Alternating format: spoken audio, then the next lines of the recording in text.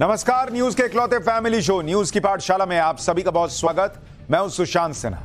ये वो पाठशाला जहां सबकी क्लास लगती है। और सबसे पहले आपको बता दूं कि आज पाठशाला में क्या क्या लेकर आया हूं और कौन कौन सी क्लास लगाने वाला हूं। प्रधानमंत्री मोदी का सबका साथ वर्सेस कांग्रेस का मुसलमानों का साथ। क्या चुनाव की लाइन यही तय हो गई है? कांग्रेस दलितों और पिछड़ों का हक छीनकर क्या सब कुछ मुसलमानों को देना चाहती है? मुसलमानों को आरक्षण देने के लिए कांग्रेस ने कैसे जमीन आसमान एक कर दिया था, आज इसका इतिहास बताऊंगा आपको। कांग्रेस के मुसलमान प्रेम का वो चैप्टर जो देश देखेगा तो शौक लगेगा। आज एक एक डिटेल आजादी से लेकर अभी तक के बारे में आप सुनेंगे तो आप हैरान रह जाएंगे। देश को बंटने से बचाने के लिए जो सरदार पटेल ने किया, क्या वही आज मोदी कर रहे हैं? विपक्ष मोदी को कोस रहा है, लेकिन क्या नरेंद्र मोदी वही कर रहे हैं जो सरदार पटेल ने किया था? आज उसकी हिस्ट्री भी बताऊंगा। दूसरे चरण की वोटिंग से ठीक पहले पीएम मोदी ने बहुत बड़ा रिस्क कैसे ले लिया है। ओवैसी ने नरेंद्र मोदी के लिए वो कह दिया कि बवाल मच गया। अमेठी सीट पर स्मृति ईरानी की बजाय जीजा वाड्रा और साले राहुल की लड़ाई है क्या? 2024 चुनाव की सारी बड़ी खबरों का कंप्लीट चैप्टर भी होगा। और फिर बाबा रामदेव के साथ आज सुप्रीम कोर्ट में क्या क्या हुआ, बाबा रामदेव पर आरोप लगाने वालों को भी सुप्रीम कोर्ट में कैसे झटका लग गया, आज ये भी बताऊंगा। लेकिन सबसे पहले दिन भर की बड़ी खबरों का रिवीजन, फिर पहला चैप्टर।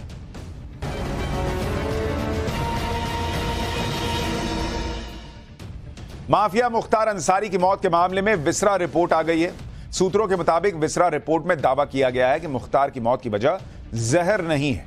विसरा रिपोर्ट को फिलहाल न्यायिक टीम को सौंप दिया गया है। इससे पहले मुख्तार के परिवार वालों ने जेल में मुख्तार को जहर देकर मारने का आरोप लगाया था, जबकि पोस्टमार्टम रिपोर्ट में हार्ट अटैक से मौत होने की बात कही गई थी। यूपी की कैसरगंज सीट से बीजेपी सांसद बृजभूषण शरण सिंह ने अपनी सीट पर टिकट के ऐलान नहीं होने का ठीकरा मीडिया पर फोड़ दिया है। बृजभूषण शरण सिंह का कहना है कि मीडिया की वजह से उन्हें अब तक टिकट नहीं मिल पाया। हालांकि टिकट के ऐलान में हो रही देरी पर आगे बृजभूषण शरण सिंह ने कहा कि हो सकता है इसके पीछे बीजेपी की कोई रणनीति हो, वो बीजेपी से बड़े नहीं। बीजेपी ने आज लोकसभा चुनाव के लिए कैंडिडेट्स की 14वीं लिस्ट जारी कर दी। लद्दाख से बीजेपी के मौजूदा सांसद जामयांग सेरिंग नामग्याल का टिकट काट दिया गया है। उनकी जगह बीजेपी ने लद्दाख से ताशी ग्याल्सन को कैंडिडेट बनाया है। लद्दाख सीट पर 5वें चरण में यानी 20 मई को वोटिंग होनी है। तो ये हो गया दिन भर का रिवीजन। अब पाठशाला की पहली क्लास, मोदी का सबका साथ वर्सेस कांग्रेस का मुसलमानों का साथ। क्या चुनाव की लाइन यही तय हो गई है? कांग्रेस दलितों पिछड़ों का हक छीनकर क्या सब कुछ मुसलमानों को देना चाहती है? मुसलमानों को आरक्षण देने के लिए कांग्रेस ने जमीन आसमान क्या एक कर दिया था? कांग्रेस के मुसलमान प्रेम का वो चैप्टर जो देश देखेगा तो शौक लगेगा आपको। देश को बंटने से बचाने के लिए जो पटेल ने किया, क्या वही आज प्रधानमंत्री मोदी कर रहे हैं? सबसे पहले इसका चैप्टर।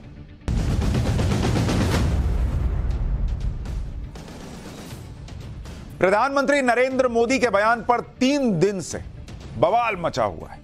पूरा इंडी गठबंधन, पूरा इकोसिस्टम हाय तौबा मचाए हुए है। इंडी गठबंधन वालों को पीएम मोदी की बातों से बहुत तेज आग लगी हुई है। इंडी गठबंधन वाले कह रहे हैं कि पीएम मोदी हिंदू मुसलमान कर रहे हैं, लेकिन सच यह है कि पीएम मोदी हिंदू मुसलमान नहीं कर रहे। सच यह है कि वो उन लोगों को एक्सपोज कर रहे हैं जो सिर्फ मुसलमान करते हैं। वो मुसलमान हिंदू नहीं कर रहे। जो मुसलमान खाली करते हैं उनको एक्सपोज कर रहे हैं नरेंद्र मोदी। इसी से नरेंद्र मोदी ने इस चुनाव की लाइन भी तय कर दी है। और चुनाव की लाइन यह है कि सबको साथ लेकर चलने वाला चाहिए, या फिर ऐसा चाहिए कि जो किसी एक विशेष धर्म पर ही देश का तन मन धन लुटा देने की तैयारी करके बैठा, जिसका ट्रैक रिकॉर्ड इस तरह का रहा। मोदी का सबका साथ या फिर कांग्रेस का मुसलमानों का साथ। नरेंद्र मोदी ने यह चुनावी लाइन सेट कर दी है कि लोगों को यह चुनना है कि आपको सबका साथ चाहिए या कांग्रेस का मुसलमानों वाला साथ चाहिए। आज हम पाठशाला में कांग्रेस के मुसलमान प्रेम का वो चैप्टर खोलेंगे जिसे देश देखकर देश को शौक लगेगा, क्योंकि नरेंद्र मोदी कोई बात ऐसे ही नहीं कहते। पूरी हिस्ट्री है कि कैसे मुसलमानों के लिए कलेजा काट के निकाल देने का प्रयास हुआ। बॉस, कलेजा खोल कर रख देने का प्रयास हुआ। कैसे मुसलमानों को आरक्षण देने के लिए कांग्रेस ने दिन रात एक कर दिया। आज पाठशाला में वो हिस्ट्री भी खुलेगी जब इस देश का संविधान बन रहा था, तब भी मुसलमानों को आरक्षण देने की पैरवी करने वाले खड़े हो गए थे। और तब सरदार पटेल ने देश को बंटने से बचाने के लिए जो काम किया था ना बॉस, वही काम आज मोदी कर रहे हैं। वो हिस्ट्री भी आपको दिखाऊंगा, ऐसी रिसर्च जो आपको कहीं और नहीं मिलेगी। आपको यह भी बताऊंगा कि एक धर्म के प्रति झुकाव की कांग्रेस की जो सोच है, उससे जुड़े खतरे के बारे में पीएम मोदी कोई पहली बार अलर्ट नहीं कर रहे। वो बार बार अलर्ट कर चुके हैं और आज से नहीं कर रहे, जब प्रधानमंत्री थे भी नहीं तब से कर रहे हैं। वो पुराने बयान आपको सुनाऊंगा जो आपने आज तक नहीं सुना होगा। नरेंद्र मोदी का वो पुराना बयान, लोग सोच रहे हैं 2024 में बोल रहे हैं, पीएम बनने के पहले उन्होंने इस खतरे के बारे में बताया था। इस तुष्टीकरण की बात करके पीएम मोदी दरअसल पिछले कुछ दिनों से देश को यह बता रहे हैं कि अगर यह खेल चला तो कांग्रेस देशवासियों की संपत्ति छीन लेगी और मुसलमानों को बांट देगी। ये वो बार बार कह रहे हैं। कांग्रेस दलितों पिछड़ों के आरक्षण का हक मुसलमानों को देने वाली है। कांग्रेस बाबा साहब के संविधान में बदलाव की साजिश कर रही है। यानी जो राहुल गांधी का एक बयान हमने आपको कल दिखाया था, उसको आधार बनाकर नरेंद्र मोदी ये बातें कर रहे हैं। लेकिन इसको आधार बनाने के पीछे कांग्रेस की एक पूरी हिस्ट्री है। पीएम मोदी अपनी इस बात से पीछे हटने वाले भी नहीं दिखते। वो लगातार इस बात को कह रहे हैं। आज भी उन्होंने चुनावी रैली में यह बात कही। एक बार पीएम मोदी को पहले सुनिए, फिर आपको बताऊंगा कि पीएम मोदी ने आज कांग्रेस को क्या चैलेंज भी दिया है। कांग्रेस और इंडिया अलायंस जब सत्ता में था तो ये लोग दलितों पिछड़ों के आरक्षण में सेंधमारी करके वोट बैंक पॉलिटिक्स के लिए उनकी खास जमात को अलग से आरक्षण देना चाहते थे, जबकि संविधान इसके बिल्कुल खिलाफ है। आरक्षण का जो हक बाबा साहब ने दलित, पिछड़ों और आदिवासियों को दिया, कांग्रेस और इंडिया अलायंस वाले उसे मजहब के आधार पर मुसलमानों को देना चाहते थे। मैं कांग्रेस को पूछना चाहता हूं, क्या कांग्रेस ऐलान करेगी कि संविधान में दलितों, पिछड़ों के आरक्षण को, आदिवासियों के आरक्षण को कम करके वो इसे मुसलमानों को नहीं बांटेंगे? जरा वह देश की जनता को वादा करो। पीएम मोदी तो कांग्रेस को खुला चैलेंज दे रहे हैं और ये कह रहे हैं कि मोदी ने कांग्रेस का छुपा राज बता दिया, तो अब ये लोग कांपने लगे।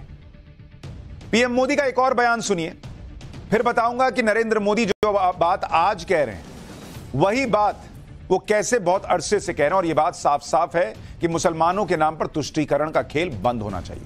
पहले पीएम मोदी को आज सुनिए। तो मेरा एक 1.5 मिनट का भाषण, 90 सेकंड का भाषण, और मैंने कुछ सत्य देश के सामने रखा, और पूरी कांग्रेस और इंडी गठबंधन में ऐसी भगदड़ मची है, ऐसी भगदड़ मची है।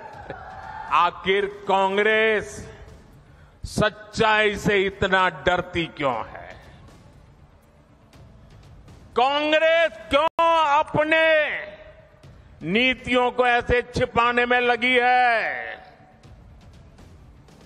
जब आपने नीति बनाई है, निर्णय लिया है, तो अब जब मोदी जी ने खुल करके राज रख दिया, आपका हिडन एजेंडा बाहर आ गया, तो अब कांप रहे हो? अरे हिम्मत है तो स्वीकार करो, हम आपसे मुकाबला करने के लिए तैयार हैं। प्रधानमंत्री नरेंद्र मोदी खुला चैलेंज दे रहे हैं कि कांग्रेस का इतिहास जो रहा है उसको कांग्रेस छुपाना चाहती है, और वो उस चैलेंज को देते हुए कह रहे हैं कि हम आपसे चर्चा करने को तैयार हैं। यानी कांग्रेस अपने ही इतिहास से भाग रही है, ये आरोप लगा रहे हैं प्रधानमंत्री नरेंद्र मोदी। लेकिन ऐसा क्या इतिहास है कांग्रेस का जिससे कांग्रेस भाग रही है, जो नरेंद्र मोदी कह रहे हैं? आज कांग्रेस का वो इतिहास भी आपको विस्तार से बताऊंगा। लेकिन नरेंद्र मोदी आज जो बात कह रहे हैं, कांग्रेस का जो सच देश को बता रहे हैं, उस सच में बहुत कुछ छुपा हुआ है। एक एक बात उसकी बताऊं कि कैसे धर्म के आधार पर आरक्षण के लिए कांग्रेस ने जमीन आसमान एक कर दिया था, उससे पहले नरेंद्र मोदी का वो पुराना बयान सुन लीजिए, जब वो प्रधानमंत्री थे भी नहीं। उस वक्त भी उन्होंने यही कहा था कि सबका साथ चाहिए, या फिर ऐसे लोग चाहिए जो सबका साथ नहीं बल्कि सिर्फ विशेष धर्म का साथ और विकास चाहते हैं। नरेंद्र मोदी का यह पुराना बयान 2012 का हम आपके लिए निकाल कर लाए। सुनिए इस 2012 के बयान को। तब वो पीएम थे भी नहीं, तब भी उनकी सोच यही थी कि खाली मुसलमान नहीं होगा इस देश में, हिंदू, मुसलमान, सिख, ईसाई सब होगा, सबका विकास होगा, सबका साथ होगा। सुनिए 2012 में प्रधानमंत्री मोदी ने, तब के नरेंद्र मोदी ने क्या कहा था। આપણે માટે દેશ સર્વોપરી છે। આપણે કયો રસ્તો લીધો? સૌનો સાથ, સૌનો વિકાસ। એમનો રસ્તો ભાગલા પાડો, રાજ કરો। આપણો રસ્તો સૌનો સાથ, સૌનો વિકાસ। કા દેશમાં ક્યારે ધર્મના આધારે અનામતની પ્રથાને પ્રવેશ ન આપવો, કે સંપ્રદાયના આધારે जो अनामत प्रथा से देश टुकड़ा टुकड़ा में वहंचाई जैसे। यानी 2012 में भी नरेंद्र मोदी वही बात कह रहे थे जो वो 2024 में कह रहे हैं कि बॉस एक धर्म की बात करना बंद कर दो। और नरेंद्र मोदी 12 साल बाद भी यही बात इसलिए कह रहे हैं क्योंकि कांग्रेस का इतिहास रहा है कि वो मुसलमानों के आरक्षण के लिए जी जान लगाए हुए थे। एक बार इस पर पीएम मोदी को सुनिए, फिर कांग्रेस के इसी मुस्लिम प्रेम का चैप्टर विस्तार से खुलेगा। आज 2004 में जैसे ही कांग्रेस की केंद्र में सरकार बनी, उसके सबसे पहले किए गए कामों में था, सबसे पहला काम था चुनाव जीतने के बाद आंध्र प्रदेश में एससी एसटी के रिजर्वेशन में से कमी करके मुसलमानों को रिजर्वेशन देने का प्रयास। ये एक पायलट प्रोजेक्ट था जिसे कांग्रेस पूरे देश में आजमाना चाहती थी। 2004 से 2010 के बीच कांग्रेस ने 4 बार आंध्र प्रदेश में मुस्लिम रिजर्वेशन लागू करने की कोशिश की, लेकिन कानूनी अड़चनों की वजह से सुप्रीम कोर्ट की जागरूकता के कारण वो अपने मंसूबा जो लेके चले थे वो पूरे नहीं कर पाए। यानी 2012 से 2024 तक नरेंद्र मोदी एक ही एजेंडा लेकर चल रहे हैं कि इस देश में सबकी बात होगी, खाली मुसलमान नहीं होगा। और वो कह रहे हैं कांग्रेस इस एजेंडे को छोड़ नहीं पाई, वो सिर्फ मुसलमान करके ही आगे बढ़ती रही। जब पीएम मोदी ये बात कह रहे हैं तो सबके सामने ये राज भी खुलना चाहिए कि कैसे मुसलमानों के आरक्षण के लिए कांग्रेस ने जी जान लगा दिया था। 2004 से 2014 तक, जब तक केंद्र में कांग्रेस की सरकार थी, उस वक्त में मुसलमानों को आरक्षण के लिए कांग्रेस ने जमीन आसमान एक कर दिया। बॉस, मुस्लिम आरक्षण के लिए कांग्रेस ने केंद्र से लेकर राज्य सरकार तक, हाई कोर्ट से लेकर सुप्रीम कोर्ट तक हर जगह दौड़ लगा दी। संविधान धर्म के आधार पर आरक्षण की इजाजत नहीं देता, लेकिन ये दौड़ते रहे कि कैसे हम मुसलमानों को आरक्षण दे दें। और मैं आपको इसका पहले आपको इसका सार बता देता हूं कि कितने प्रयास किए कांग्रेस ने। आप सोचिए 10 साल में, 2004 से लेकर 2014 कांग्रेस सरकार, अगर आप राज्य और प्लस केंद्र, जहां जहां इनकी राज्य में सरकार थी और केंद्र सरकार यूपीए की, उसको अगर आप मिला दीजिए, मुस्लिम आरक्षण मिल सके मुस्लिम समाज को, मुस्लिम आरक्षण, इसके लिए 5 बार इन्होंने 10 साल में प्रयास किया। 5 बार। कभी बोले कि हम 5% आरक्षण दे देंगे मुसलमानों को, जबकि धर्म के आधार पर नहीं दे सकते, लेकिन बोले हम दे देंगे। कभी बोले हम 4.5% दे देंगे भैया, कभी फिर बोले कि नहीं हम 4% दे देंगे बॉस। और अगर हाई कोर्ट ना होता और सुप्रीम कोर्ट ना होता तो मुस्लिम आरक्षण भैया देश में चल गया होता। वो तो सुप्रीम कोर्ट और हाई कोर्ट से झटका लगा तो मुस्लिम आरक्षण नहीं हो पाया। लेकिन 5 बार, सोचिए 10 साल की सरकार में 5 बार कांग्रेस ने प्रयास किया। कांग्रेस ये अच्छी तरह जानती थी कि धर्म के नाम पर यह आरक्षण देना एक मुश्किल काम है, इसकी इजाजत नहीं है संविधान में। इसलिए उसने पहले राज्य स्तर पर पायलट प्रोजेक्ट की तरह इसका इस्तेमाल किया।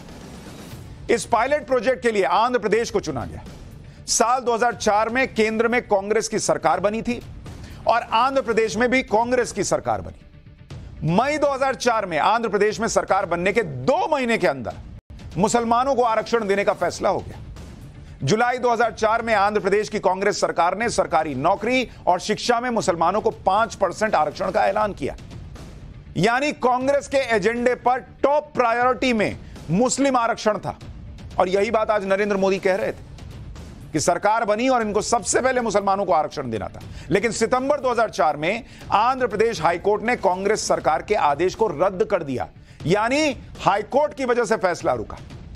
इसके बाद मुसलमानों को आरक्षण देने का दूसरा तरीका निकाला गया। नवंबर 2004 में आंध्र प्रदेश सरकार ने न्यायाधीश डॉक्टर सुब्रमण्यम की अध्यक्षता में पिछड़ा वर्ग आयोग का गठन कर दिया। मतलब इस रास्ते से नहीं हुआ तो दूसरा रास्ता निकाले, इतनी तड़प थी अंदर मुसलमानों को आरक्षण देने की। जून 2005 में सुब्रमण्यम कमीशन ने अपनी रिपोर्ट में मुसलमानों को 5% आरक्षण की सिफारिश की और बिजली की रफ्तार से काम करते हुए जून 2005 में ही आंध्र प्रदेश सरकार ने मुसलमानों को नौकरी और शिक्षण संस्थाओं में 5% आरक्षण देने के लिए अध्यादेश जारी कर दिया। अक्टूबर 2005 में आंध्र प्रदेश सरकार इस अध्यादेश को कानून बनाने के लिए विधानसभा में बिल तक लेकर आ गई। लेकिन नवंबर 2005 में आंध्र प्रदेश हाईकोर्ट की 5 जजेस की बेंच ने कहा कि मुसलमानों को आरक्षण असंवैधानिक है, यानी संविधान के खिलाफ है। और जो लोग आज कहते हैं देश का संविधान खतरे में है, वो लोग असंवैधानिक काम करके मुसलमानों को आरक्षण दे रहे थे और आज कहते हैं कि वो संविधान बचाने की लड़ाई लड़ रहे हैं। यही बात नरेंद्र मोदी याद दिला रहे हैं। लेकिन ऐसा लग रहा था कि आंध्र प्रदेश की कांग्रेस सरकार मुसलमानों को आरक्षण देने के लिए तड़प रही थी और इसलिए हाईकोर्ट के 5 जजों की बेंच के फैसले के खिलाफ तत्कालीन कांग्रेस सरकार ने सुप्रीम कोर्ट का रुख कर लिया। रुके नहीं बॉस, दौड़े दौड़े सुप्रीम कोर्ट गए। जनवरी 2006 को सुप्रीम कोर्ट ने हाईकोर्ट के आदेश पर सीमित अंतरिम रोक लगा दी। जिन लोगों को आरक्षण से नौकरी मिली उन्हें हटाया नहीं, लेकिन आगे नौकरी पर रोक लगा दी कि अब इसके आगे मत देना, लेकिन जिसको दिए हो अभी हटा नहीं रहे, तो अंतरिम रोक लगी। अप्रैल 2007 में सुप्रीम कोर्ट और आंध्र प्रदेश हाईकोर्ट ने माना कि जिन सिफारिशों के आधार पर मुसलमानों को आरक्षण दिया गया वो सिफारिशें लॉजिकल भी नहीं थी, उनका जमीनी हकीकत से कोई कनेक्शन तक नहीं था। आप सोचिए, मुसलमानों को आरक्षण देने के नाम पर जमीनी हकीकत को भी जमीन के नीचे दफनाकर सब कुछ किया गया। बार बार कोर्ट से झटका लगने के बाद भी आंध्र प्रदेश सरकार मुसलमानों को आरक्षण देने पर अड़ी रही। आंध्र प्रदेश सरकार ने मामले को फिर से पिछड़ा वर्ग आयोग को भेजा। एक retired civil servant PS Krishnan को सलाहकार के तौर पर नियुक्त किया गया। फिर जून 2007 में पीएम कृष्णन ने रिपोर्ट पेश की जिसमें मुसलमानों को 14 बैकवर्ड क्लास की पहचान की गई। जुलाई 2007 में आंध्र प्रदेश बैकवर्ड कमीशन ने मुसलमानों के 15 ग्रुप्स को 4% आरक्षण की सिफारिश की। जुलाई 2007 में ही आंध्र प्रदेश सरकार ने इस सिफारिश पर मुसलमानों को 4% आरक्षण देने का आदेश जारी कर दिया। फरवरी 2010 में आंध्र प्रदेश की 7 जजों की संवैधानिक बेंच ने मुस्लिम आरक्षण पर फैसला दिया। हाईकोर्ट ने कहा कि मुसलमानों को 4% आरक्षण देने वाला कानून सही नहीं है।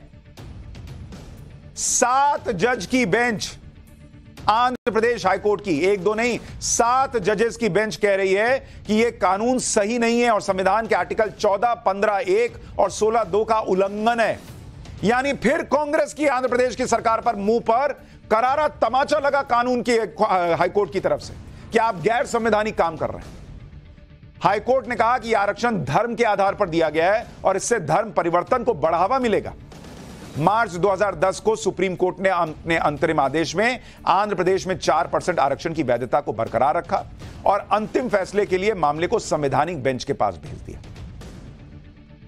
इस तरह से हाथ पैर मारे कांग्रेस ने मुसलमान आरक्षण के लिए, जिसकी याद नरेंद्र मोदी दिला रहे थे। जब 2004 से 2010 तक, अभी बात खत्म नहीं हुई है बॉस, अभी आखिर तक ये चैप्टर देखिए, ऐसी बातें हैं कि दिमाग भन्ना जाएगा आपका। जब 2004 से 2010 तक करीब 6 साल तक आंध्र प्रदेश में मुस्लिम आरक्षण देने के प्रयास की टेस्टिंग हो गई कि मामला कहां फंस सकता है, कहां निकल सकता है, क्या हो सकता है। तो जो नरेंद्र मोदी ने वर्ड यूज किया पायलट प्रोजेक्ट, तो उस पायलट प्रोजेक्ट को 2011 में यूपीए सरकार ने केंद्र में भी अप्लाई करने की कोशिश की। 22 दिसंबर 2011 को यूपीए सरकार ने 27% ओबीसी कोटा के अंदर ही मुसलमानों को 4.5% आरक्षण देने का फैसला लिया।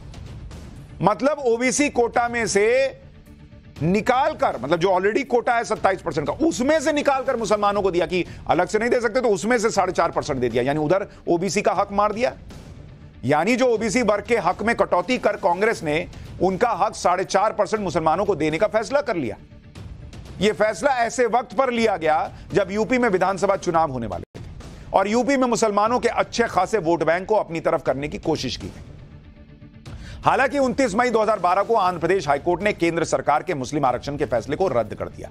इसके खिलाफ यूपीए सरकार सुप्रीम कोर्ट चली गई, लेकिन 13 जून 2012 को सुप्रीम कोर्ट ने हाईकोर्ट के फैसले पर रोक लगाने से इनकार कर दिया। तब सुप्रीम कोर्ट में यूपीए सरकार की बहुत खिंचाई हुई और केंद्र के आरक्षण देने के होमवर्क पर भी सवाल उठे। सुप्रीम कोर्ट ने तब इस फैसले की संवैधानिक मान्यता पर भी आपत्ति जताई। सुप्रीम कोर्ट ने कहा था कि वो सभी वर्ग जो ओबीसी के अंडर आते हैं उन्हें सामाजिक और शैक्षणिक पिछड़ेपन के आधार पर आरक्षण दिया गया है, जबकि अल्पसंख्यकों को जो आरक्षण दिया गया है उसका आधार तो धार्मिक लग रहा है। हाईकोर्ट से लेकर सुप्रीम कोर्ट तक कांग्रेस की सरकारों की छीछा लेदर होती रही। बार बार कहा जाता रहा कि आप संविधान के अगेंस्ट जा रहे हैं, लेकिन संविधान के अगेंस्ट जाने की, अपने माथे पर यह लिखवाने की बात, उसके बावजूद ये लोग अड़े रहे कि नहीं मुसलमान को तो आरक्षण देंगे, जिसकी याद आज नरेंद्र मोदी याद दिला रहे हैं। यूपीए सरकार के मुस्लिम आरक्षण देने के फैसले का जिक्र आज पीएम मोदी ने भी किया। एक बार पीएम मोदी के बयान का वो हिस्सा सुनिए, फिर आपको बताता हूं कुछ और ऐसे फैक्ट्स जो आपको नहीं पता होंगे। 2011 में कांग्रेस ने इसे देश में लागू करने की कोशिश की। एससी, एसटी को और ओबीसी को मिला हुआ अधिकार छीन करके वोट बैंक की राजनीति के लिए औरों को देने का खेल किया। कांग्रेस ने इतने प्रयास ये जानते बूझते किए कि ये सब संविधान की मूल भावना के खिलाफ था, लेकिन कांग्रेस ने संविधान की परवाह नहीं की, बाबा साहब आंबेडकर की परवाह नहीं की। जब कर्नाटका की काम किया, उन्होंने जो एससी, एसटी से छीन करके मुस्लिम कोटा निकाला था, उसको हमने खत्म कर दिया। और जिनका कांग्रेस के मुस्लिम प्रेम की जो कहानी सुनाई, उससे देखकर तो कोई भी ये बता सकता है कि कांग्रेस का झुकाव किस तरफ है, कांग्रेस कैसे एक धर्म के प्रति पक्षपात करती है, एक धर्म विशेष के हक में पॉलिसी बनाती है। ये आरोप ऐसे ही नहीं लगते, और जब सवाल उठते हैं तो कांग्रेस मुकर जाती है। जैसे पूर्व पीएम मनमोहन सिंह के मुसलमानों पर दिए बयान को कांग्रेस मानने को तैयार नहीं है। आज कांग्रेस के एक सीनियर लीडर ने भी मनमोहन सिंह के बयान पर सफाई दी, लेकिन इस सफाई में भी सच्चाई बाहर आ गई। कांग्रेस नेता राशिद अल्वी ने कहा कि डॉक्टर मनमोहन सिंह ने हमेशा यह कहा कि जो सबसे पिछली लाइन में खड़े हैं, जो सबसे पिछड़े हुए हैं लोग हैं, उनका हक है, और निश्चित तौर पर हिंदुस्तान का मुसलमान सबसे पिछड़ा हुआ है। इसमें कहां किसी को एतराज हो सकता है। अगर पिछड़े लोगों को आगे नहीं लाया जाएगा तो देश कभी भी मजबूत नहीं हो सकता। यानी इधर से कान न छूकर इन्होंने घुमाकर कान छुआ, लेकिन राशिद अल्वी ने भी यह मान लिया कि मनमोहन सिंह भी मुसलमानों की बात कर रहे थे। भाई सबसे पीछे मुसलमान है, आप खुद ही कह रहे हैं लाइन में, और मनमोहन सिंह उनकी बात कर रहे थे, तो मुसलमानों की ना बात कर रहे हैं। लेकिन सवाल यहां यह उठता है कि इतने साल राज करने के बाद भी कांग्रेस की सरकारों में मुसलमान लाइन में सबसे पीछे खड़ा क्यों रह गया? मुसलमान को ईगो मसाज तो करते रहे, लेकिन उसको घर क्यों नहीं दिया, उसको नौकरी क्यों नहीं दी, उसको शिक्षा क्यों नहीं दिया, उसको मॉडर्न क्यों नहीं बनाया, उसको बाहर क्यों नहीं भेजा दुनिया देखने के लिए, समझने के लिए? उसको लाइन में ही पीछे खड़े रखना है, बस वोट लेना है क्या? यह सवाल नहीं पूछा जाएगा क्या कि आज भी वो पीछे ही खड़ा है? लेकिन यह बात यहीं खत्म नहीं होती। पाठशाला में आपको हिस्ट्री का वो चैप्टर भी खोलकर दिखाता हूं, जिससे आपको पता चलेगा कि कैसे मुसलमानों के आरक्षण की पैरवी करने वाले तब भी खड़े हो गए थे जब इस देश का संविधान बन रहा था। लेकिन तब सरदार पटेल ने देश को बंटने से बचाने के लिए जो काम किया, आज मोदी वही काम कर रहा है।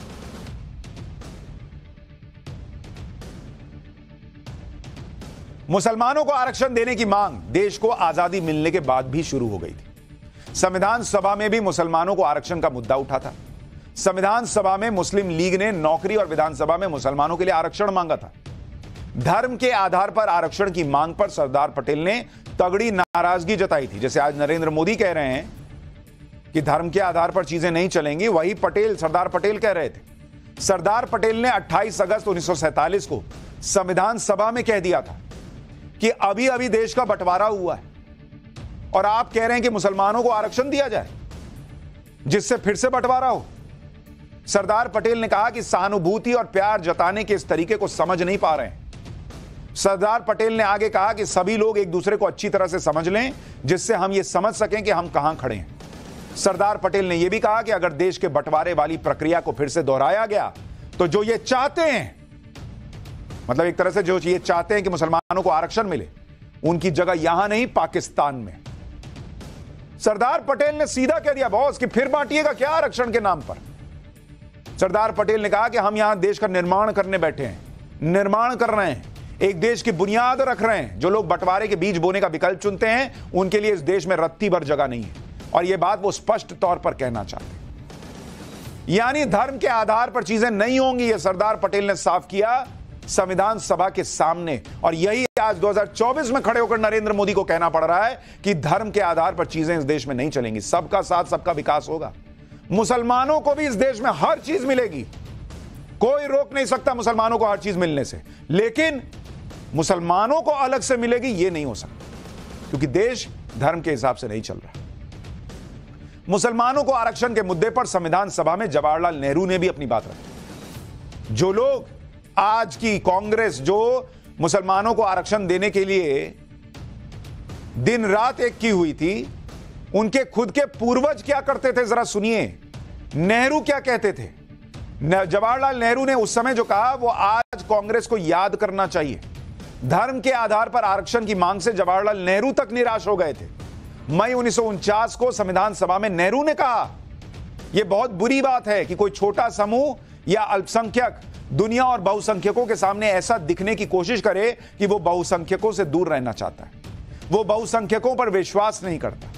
नेहरू ने आगे कहा कि आरक्षण को खत्म करना न केवल अपने आप में एक अच्छी बात है, बल्कि यह सभी संबंधित लोगों के लिए और खास तौर पर अल्पसंख्यकों के लिए अच्छा होगा। मनोवैज्ञानिक रूप से भी यह देश और दुनिया के लिए एक बहुत अच्छा कदम है।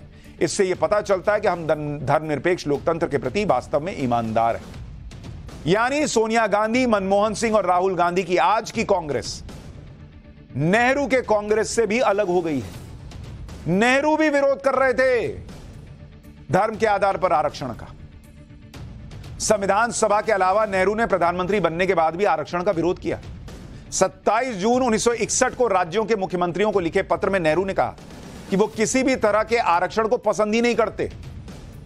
खास तौर पर नौकरियों में आरक्षण को लेकर नेहरू ने यह भी लिखा कि वो हर उस चीज के खिलाफ हैं जिससे अक्षमता और सेकंड रेट स्टैंडर्ड को बढ़ावा मिले। मतलब जो राहुल गांधी जातिगत जनगणना, सबको न्याय, आरक्षण, बीजेपी खत्म कर देगी, ये सब बातें कर रहे हैं, उनके परनाना कह रहे थे कि आरक्षण जो है वो सेकंड रेट स्टैंडर्ड को बढ़ावा देता है।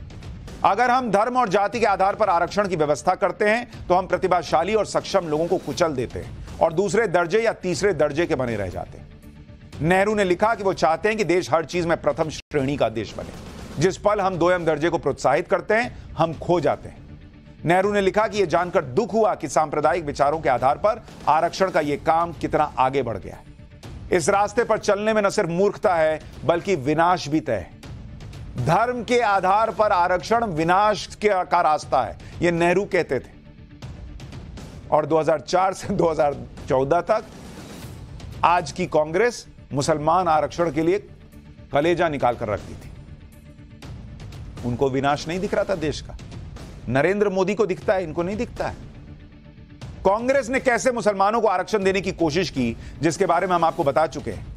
लेकिन दिलचस्प बात यह कि खुद जवाहरलाल नेहरू ने ही यह सुनिश्चित किया था कि पिछड़े वर्ग के अधिकार पर कोई सेंधमारी नहीं होनी चाहिए। मैं कांग्रेस को याद दिलाऊं, कि बात साल 1951 की है, जब संविधान का पहला संशोधन हुआ। इस संशोधन में आर्टिकल 341 में बदलाव किया गया और कानून में बदलाव करके यह तय हुआ कि शेड्यूल्ड कास्ट में केवल वही लोग आएंगे जो हिंदू दलित होंगे, इसमें कोई और धर्म के लोग नहीं होंगे। आप खुद देखिए, संविधान के पहले संशोधन में ही उस वक्त की सरकार की प्राथमिकता दिखती है और तब के नेताओं ने यह सुनिश्चित किया कि आरक्षण धर्म की राजनीति का हथियार बनकर न रह जाए और ना ही इसके जरिए हिंदू मुसलमान की राजनीति हो। एक बात यहां पर गौर करने वाली है कि जब कांग्रेस के मुख्य नेताओं जैसे सरदार पटेल और नेहरू धर्म के आधार पर आरक्षण का विरोध कर चुके थे, तो कांग्रेस ने इसके खिलाफ जाकर क्यों मुस्लिम तुष्टीकरण की नीति अपनाई? क्यों कांग्रेस मुसलमान करती रही? सालों से क्यों इसके पीछे लगी रही? इसकी वजह भी आपको बताता हूं। और उसके लिए पिछले 7 लोकसभा चुनाव में कांग्रेस को मिले मुस्लिम वोट बैंक का आंकड़ा बताता हूं। 1996 में 36% मुस्लिम वोट अकेले कांग्रेस को मिला। 1998 में 32% मुस्लिम वोट मिला। 1999 में कांग्रेस को 40% मुसलमानों ने वोट दिया। 2004 में 36%, 2009 में 38% मुसलमानों ने, 2014 में भी 38% मुसलमानों ने वोट दिया, 2019 में 39% मुसलमानों ने वोट दिया। यानी कांग्रेस को मुसलमानों का वोट भर भर कर मिलता रहा। पिछले 28 सालों से कांग्रेस को मुस्लिम तुष्टीकरण की नीति का जमकर फायदा हुआ। मुसलमान को फायदा हुआ या नहीं हुआ, यह सबके सामने है। सच्चर कमेटी की रिपोर्ट तक कह चुकी है कि मुसलमानों का कोई फायदा नहीं हुआ, लेकिन कांग्रेस का फायदा जरूर हुआ वोट ले लेकर। इसलिए आज भी कांग्रेस मुस्लिम वोट बैंक का मोह छोड़ नहीं पा रही और उसी नीति पर आगे बढ़ रही है जिसको नरेंद्र मोदी एक्सपोज कर रहा है। कांग्रेस सालों तक यह मानती रही कि उसकी तुष्टीकरण की नीतियों की वजह से मुसलमानों का बड़ा वोट उसे मिलता है, लेकिन इसी बीच कांग्रेस ने एक ऐसा पॉलिटिकल ब्लंडर भी किया जिसका खामियाजा कांग्रेस आज तक भुगत रही है और उसे सुधारने की कोशिश तक नहीं करती। 1985 में शाबानो केस में सुप्रीम कोर्ट ने शाबानो के हक में फैसला दिया और पति को हर महीने शाबानो को गुजारे भत्ते का पैसा देने का आदेश दिया। इस फैसले का विरोध मुस्लिम समाज में होने लगा। उस समय राजीव गांधी प्रधानमंत्री थे। वोट बैंक के चक्कर में राजीव गांधी ने 1986 में, यानी 1 साल के अंदर ही, संसद में एक एक्ट पास करके शाबानो केस में सुप्रीम कोर्ट के फैसले को अमान्य कर दिया। कांग्रेस को भरोसा था कि इस काम से आने वाले चुनाव में उसे फायदा होगा, लेकिन कांग्रेस जो सोच रही थी वैसा नहीं हुआ। शाबानो पर सुप्रीम कोर्ट का फैसला पलटना कांग्रेस की मुस्लिम तुष्टीकरण की नीति का सबसे बड़ा उदाहरण था। एक महिला को उसका गुजारा भत्ता भी ना मिले और उसके लिए आप एक्ट लाकर, कानून लाकर उसका हक छीन रहे हैं। आगे चलकर यही कांग्रेस के गले की हड्डी बन गया। प्रधानमंत्री नरेंद्र मोदी लगातार विपक्ष पर तुष्टीकरण के आरोप लगा रहे हैं। पीएम के बयानों से विपक्ष में खलबली मची और इससे दूसरे चरण की वोटिंग से पहले चुनाव का टेम्परेचर भी बढ़ गया है, क्योंकि अभी तक सब ये कह रहे थे कि चुनाव ठंडा है, चुनाव में माहौल नहीं दिख रहा, लेकिन जिस तरह से चुनावी तापमान बढ़ गया है, माहौल गर्म हो गया है, उसका असर दूसरे चरण की वोटिंग में दिख सकता है। और इसीलिए पाठशाला की अब अगली क्लास, दूसरे चरण की वोटिंग से ठीक पहले पीएम मोदी ने बहुत बड़ा रिस्क कैसे ले लिया है। ओवैसी ने नरेंद्र मोदी के लिए वो कह दिया कि बवाल मच गया। अमेठी सीट पर स्मृति ईरानी की बजाय अब जीजाजी वाड्रा और उनके साले राहुल की लड़ाई होगी क्या? 2024 चुनाव की सारी बड़ी खबरों का कंप्लीट चैप्टर खोलता हुआ।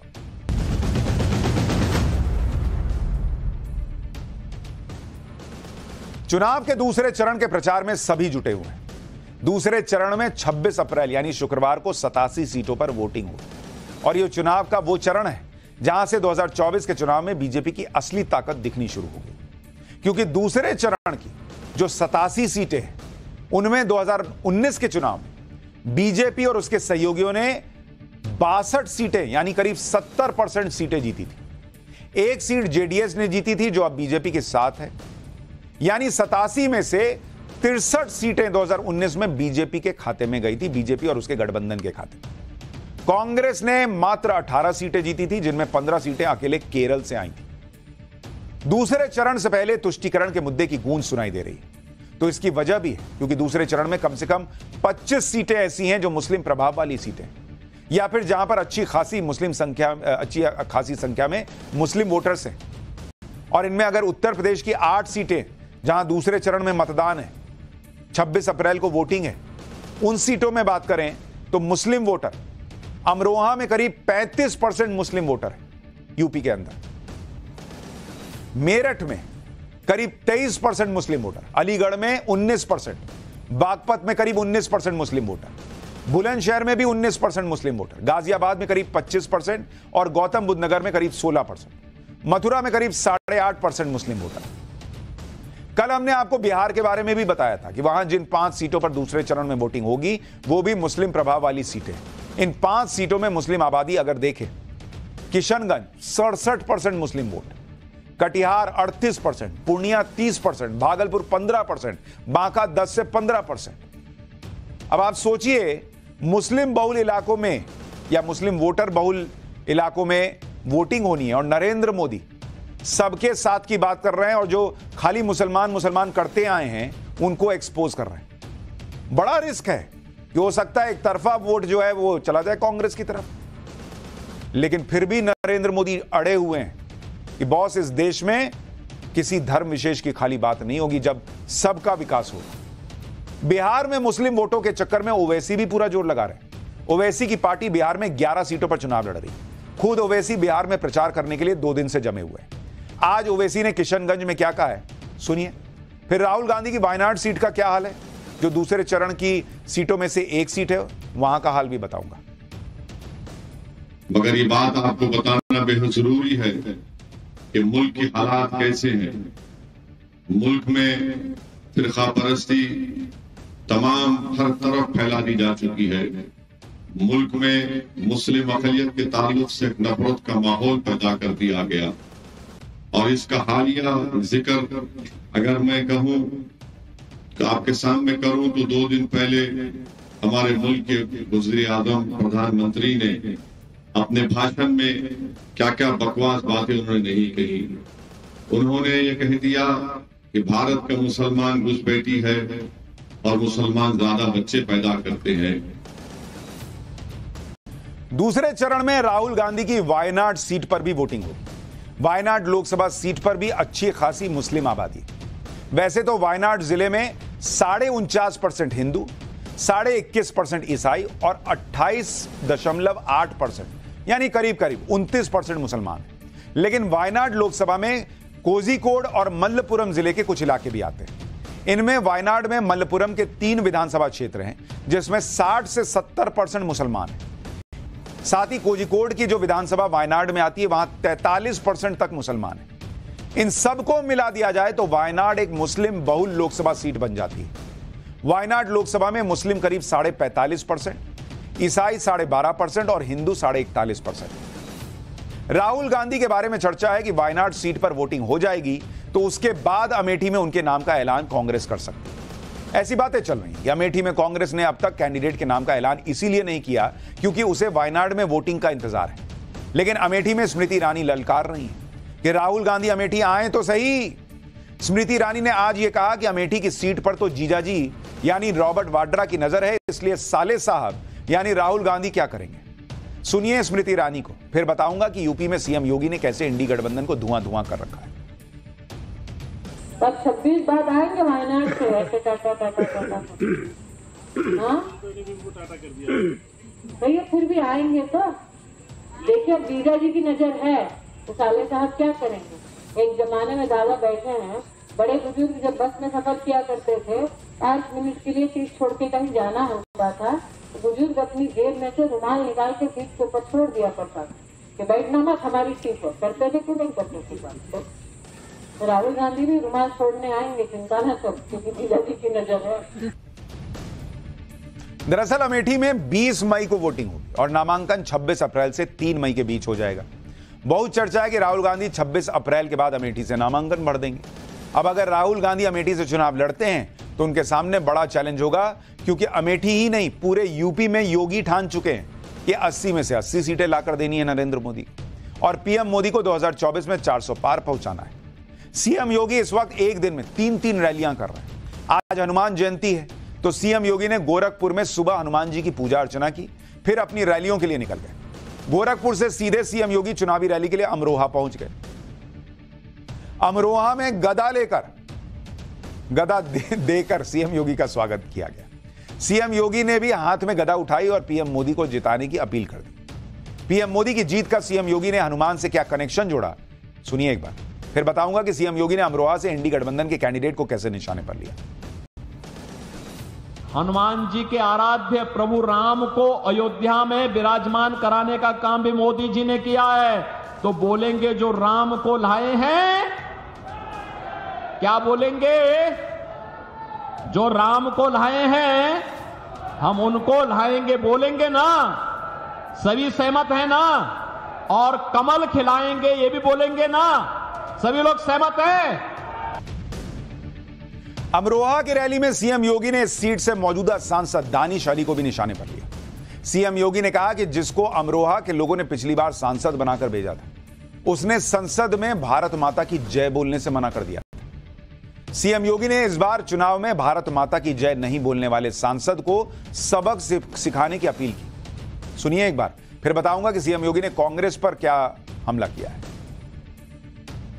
जो भारत माता की जय न बोल सके, क्या उसको वोट जाना चाहिए? क्या रहेंगे भारत में, खाएंगे भारत में, और भारत माता की जय जयकार नहीं करेंगे? ये कैसे चल सकता है? क्या आप स्वीकार करेंगे? ये भारत के लोकतंत्र को कमजोर करने की साजिश का हिस्सा है, आपके संसाधनों पर डकैती डालने का हिस्सा है, आपकी सुरक्षा में सेंध लगाने की साजिश का हिस्सा है। अमरोहा के बाद सीएम योगी ने बागपत में चुनावी रैली की और इस रैली में सीएम योगी ने कांग्रेस के मैनिफेस्टो को निशाने पर लिया। सीएम योगी ने कहा कि कांग्रेस देश में तालिबानी शासन लागू करना चाहती है। सुनिए एक बार सीएम योगी को, फिर आपको टीवी वाले सीरियल वाले भगवान राम की चुनावी सीट पर सीएम योगी के रोड शो की झलक दिखाऊंगा।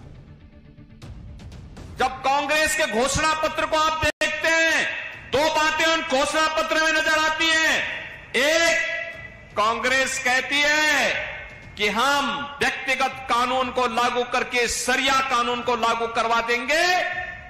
इसका मतलब बाबा साहब भीमराव अंबेडकर के द्वारा बनाए गए संविधान के लिए ये लोग खतरा पैदा करना चाहते हैं, यानी देश के संविधान को एक खतरे में डालना चाहते हैं, तालिबानी शासन लागू करना चाहते हैं। अमरोहा और बागपत में चुनावी रैली के बाद सीएम योगी मेरठ पहुंचे। मेरठ में सीएम योगी ने बीजेपी कैंडिडेट अरुण गोविल के समर्थन में रोड शो किया। सीएम योगी के रोड शो में लोगों की भारी भीड़ नजर आई। सड़क के दोनों तरफ खड़े लोग सीएम योगी की एक झलक पाने के लिए बेताब दिख रहे थे। पूरे रोड शो के दौरान लोगों की भीड़ सीएम योगी पर फूल बरसाती रही। सीएम योगी तो ताबड़तोड़ प्रचार कर रहे हैं, लेकिन इंडी गठबंधन का हाल यह है कि समाजवादी पार्टी के अध्यक्ष अखिलेश यादव को भी आज मेरठ में चुनावी रैली करनी थी, लेकिन आखिरी मौके पर अखिलेश यादव की रैली ही रद्द हो गई। जबकि बीएसपी प्रमुख मायावती ने आज मेरठ में रैली की। मायावती ने सरकार में आने पर पश्चिमी यूपी को अलग राज्य बनाने का वादा कर दिया। और इस वक्त अखिलेश यादव से जुड़ी एक बड़ी खबर भी आ रही है और हैरान करने वाली खबर भी आ रही है, वो भी आपको बता देता हूं। कन्नौज से लोकसभा चुनाव लड़ सकते हैं अखिलेश यादव। अब यह खबर आ रही है, कहा जा रहा है कि आखिरी दिन अखिलेश यादव नॉमिनेशन दाखिल कर सकते हैं। कल ही अखिलेश यादव ने कन्नौज से तेज प्रताप यादव को उम्मीदवार बनाया था।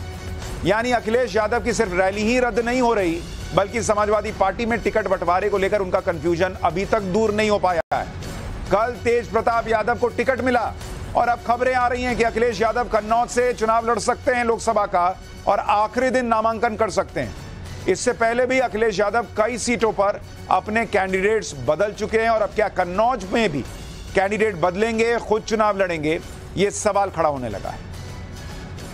एक तरफ यूपी में सीएम योगी के सामने इंडी गठबंधन और विपक्ष पस्त है, तो दूसरी तरफ बंगाल में अमित शाह ने ममता बनर्जी की सियासत के छक्के छुड़ा रखे। अमित शाह ने आज मालदा दक्षिण सीट पर रोड शो किया और रायगंज में चुनावी रैली की। रायगंज में दूसरे चरण में 26 अप्रैल को वोटिंग होनी है।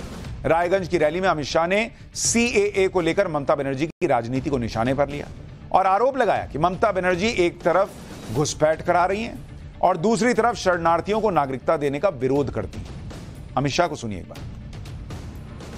ये ममता दीदी विरोध कर रही, मैं ममता दीदी को पूछने आया हूं, बांग्लादेश से आए हुए हिंदू बौद्ध शरणार्थियों को नागरिकता मिले, उसमें आपको क्या तकलीफ है?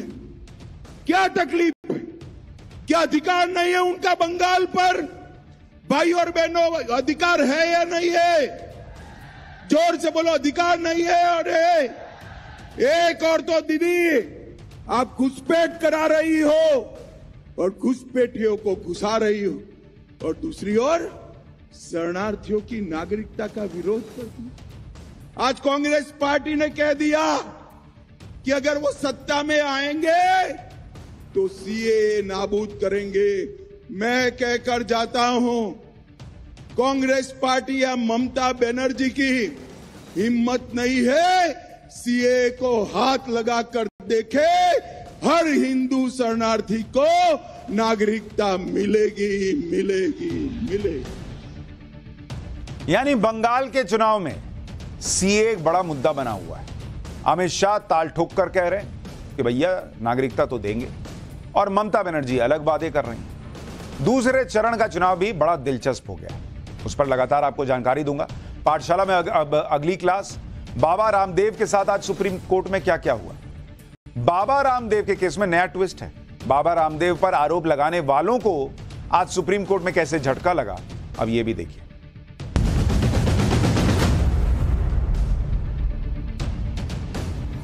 बाबा रामदेव के मामले में आज सुप्रीम कोर्ट में फिर सुनवाई, लेकिन आज बाबा रामदेव पर आरोप लगाने वाले भी कैसे सुप्रीम कोर्ट के लपेटे में आ गए, वो आपको आज बताऊंगा।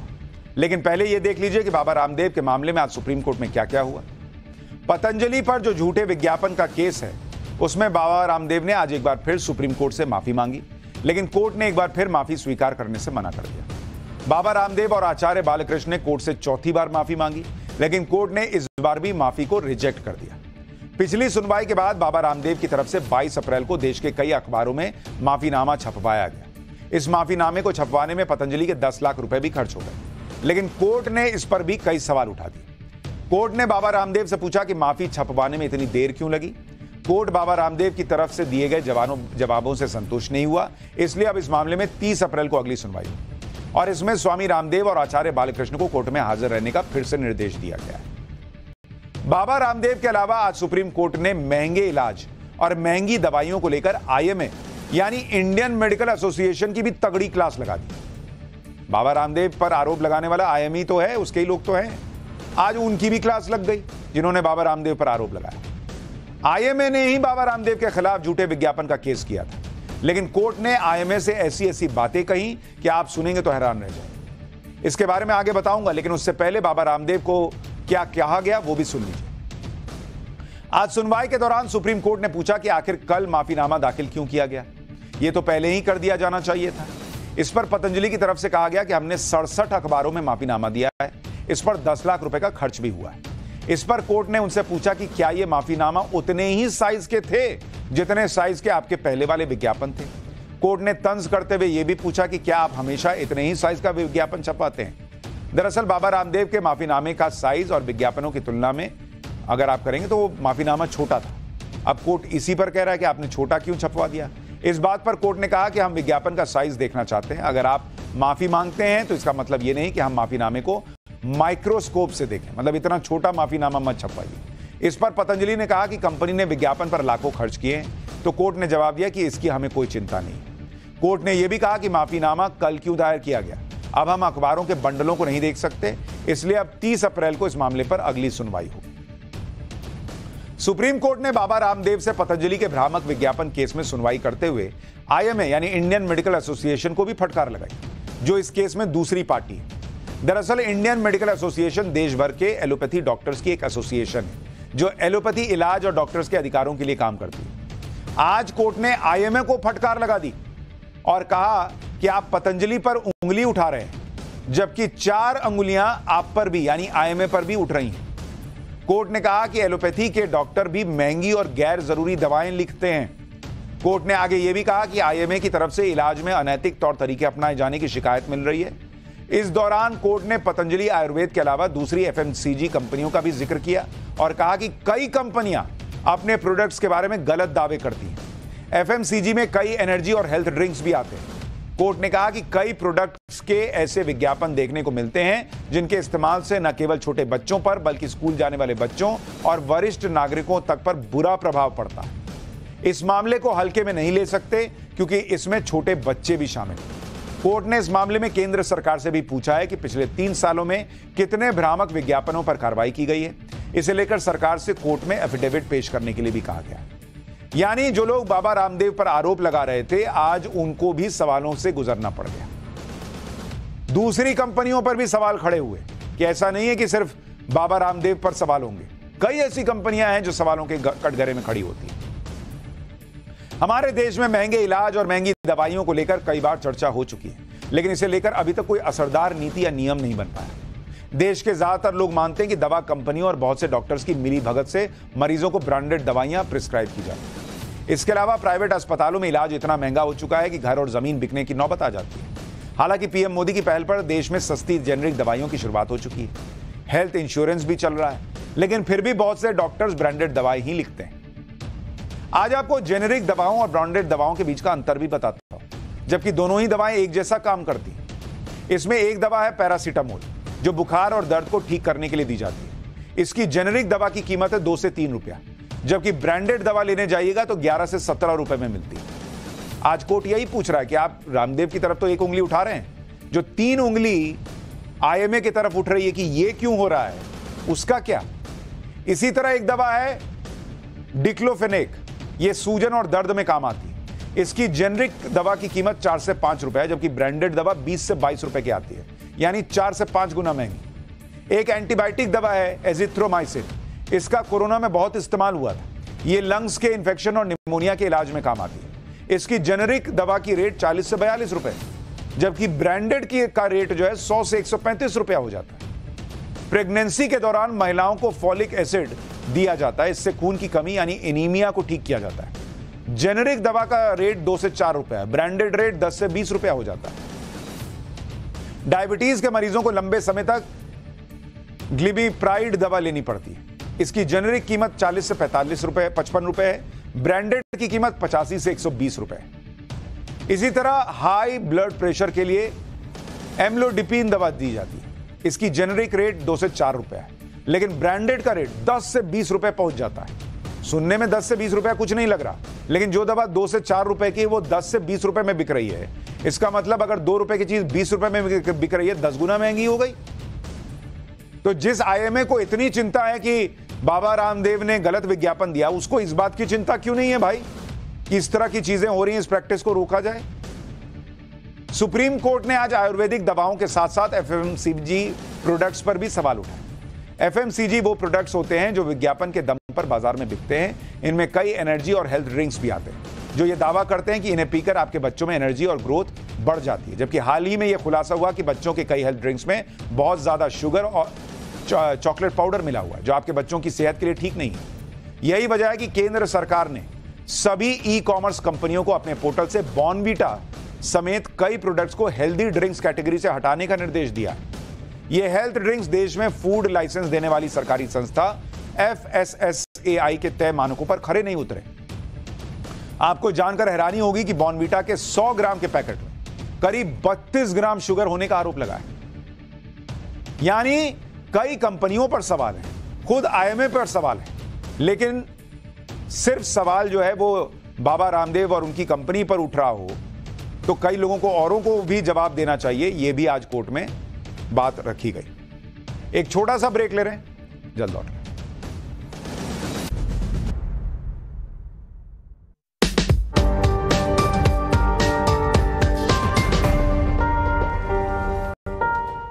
नमस्कार, मैं हूं सुशांत सिन्हा। इन्वेस्टमेंट की पाठशाला with HSBC mutual fund partnered by Times Now Bharat में आपका स्वागत है। आपने सुना होगा कि निवेश जल्दी शुरू करना चाहिए, कम उम्र से ही निवेश करने का बहुत फायदा है। तो आज इन्वेस्टमेंट की पाठशाला में जानते हैं कि इन्वेस्टमेंट जल्दी क्यों शुरू कर देना चाहिए। मान लीजिए कि 2 लोग हैं, मिस्टर ए और मिस्टर बी। अब दोनों हर महीने 10,000 रुपए की SIP करते हैं, पर फर्क क्या है दोनों के इन्वेस्टमेंट में, आपको वो समझाता हूं। उदाहरण के तौर पर मानिए कि म्यूचुअल फंड सालाना 12% का रिटर्न दे रहा है। इसी को मद्देनजर रखते हुए एक एग्जांपल लेते हैं। यहां आप देख सकते हैं कि जो मिस्टर ए है उन्होंने 30 साल की उम्र में इन्वेस्टमेंट शुरू किया SIP में, और मिस्टर बी ने 25 साल की उम्र में इन्वेस्टमेंट शुरू किया। दोनों 50 साल की उम्र तक इन्वेस्टमेंट करते रहे। अगर आप आखिर में देखें तो मिस्टर ए और मिस्टर बी दोनों ने इक्वल अमाउंट इन्वेस्ट करना शुरू किया, लेकिन ऐसा क्या हुआ कि 50 साल की उम्र में मिस्टर ए के पास 1 करोड़ रुपए थे, जबकि मिस्टर बी के पास 1.9 करोड़ यानी 1 करोड़ 90 लाख रुपए। यहां ना तो मैं हीरो हूं, ना पैसा और ना ही इन्वेस्टमेंट करने का तरीका। यहां सबसे बड़ा हीरो है टाइम। वो बोलते हैं ना कि टाइम इज मनी। उसी तरह अगर आप यहां देखें तो आपको मिस्टर ए ने मिस्टर बी की तुलना में 5 साल देरी से इन्वेस्टमेंट शुरू किया। मतलब इन्वेस्टमेंट में 5 साल की देरी भी आपके वेल्थ जर्नी पर बड़ा असर डाल सकती है। क्या यह कोई चमत्कार है? कुछ ऐसा ही समझिए। और इस चमत्कार को कहते हैं पावर ऑफ कंपाउंडिंग, जिसका मतलब यह होता है कि जितना लंबे वक्त तक आपका पैसा इन्वेस्टेड रहता है, वक्त के साथ उतना ही ज्यादा बढ़ता है। आसान भाषा में कहूं तो पैसे पर पैसा बनता है, क्योंकि आपका पैसा एक लंबे पीरियड तक इन्वेस्टेड रहता है। एसआईपी इन्वेस्टमेंट का एक सिंपल सा रूल है, जल्दी इन्वेस्टमेंट करना शुरू कर दीजिए और अपने पैसे को पावर ऑफ कंपाउंडिंग की मदद से ज्यादा ग्रो करने की कोशिश करिए। इसलिए जितनी जल्दी और यंग एज में इन्वेस्ट करना शुरू कर देंगे, अपने फाइनेंशियल पोर्टफोलियो को बढ़ते हुए देख पाएंगे। आज के लिए इतना ही। अगले हफ्ते एक और नए कॉन्सेप्ट को समझाने की कोशिश करूंगा। इन्वेस्टमेंट की पाठशाला with HSBC mutual fund, partnered by Times Now Bharat को देखने के लिए बहुत बहुत धन्यवाद। नमस्कार।